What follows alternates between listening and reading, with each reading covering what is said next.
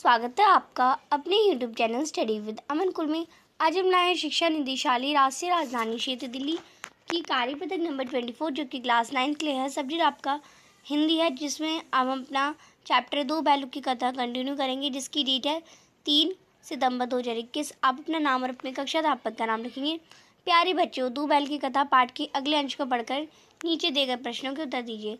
दोनों मित्र हैं हीरा और मोती, उनके जीवन में पहली बार ऐसा साबिका पड़ा कि सारा दिन बीत जाने पर भी उन्हें खाने के लिए एक तिनका भी ना मिला। यानी एक ऐसा दिन उनके जीवन में आ गया कि उन्हें पूरे दिन खाने के लिए कुछ नहीं मिला।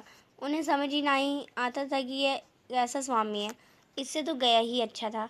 कम से कम सूखा रूखा तो दे दिया करता था। यहाँ कई भैंसें भी थी, यानी वो जिस कांजी हाउस में बंद गए थे वहाँ पे बहुत सारी भैंसें थी, बकरियाँ थी, घोड़े थे, गधे थे। किसी के सामने चारा नहीं था, पर सभी ज़मीन पर मुर्दों यानी एक लाश की तरह पड़े हुए थे। इनमें कई तो उनके कमज़ोर हो गए थे कि वो खड़े भी नहीं हो सकते थे। सारा दिन दोनों मित्र फाटक पर टकटकी लगाए ताकते रहे, कोई चारा लेकर नहीं आया। यानी वो बस गेट पे देखते रहे कि कोई चारा लेके आएगा। उन्हें भूख भी लग रही थी।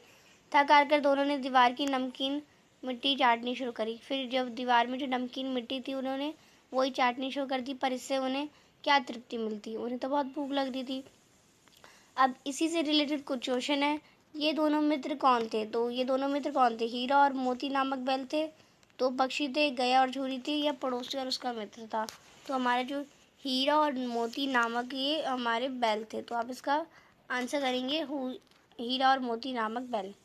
प्रश्न नंबर 2 है, दोनों मित्र इस समय कहाँ थे? तब यहाँ उन्हें क्या क्या बात समझ में नहीं आ रही थी, तो आप इसका आंसर करेंगे।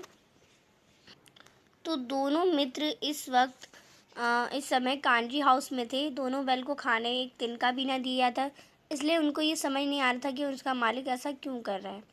प्रश्न नंबर 3 है, वहाँ और कौन कौन से जानवर थे, उनकी क्या दशा थी, वो भी आपको लिखनी है। तो वहाँ पर कई भैंसें थी, बकरियाँ थी, घोड़े, गधे आदि थे।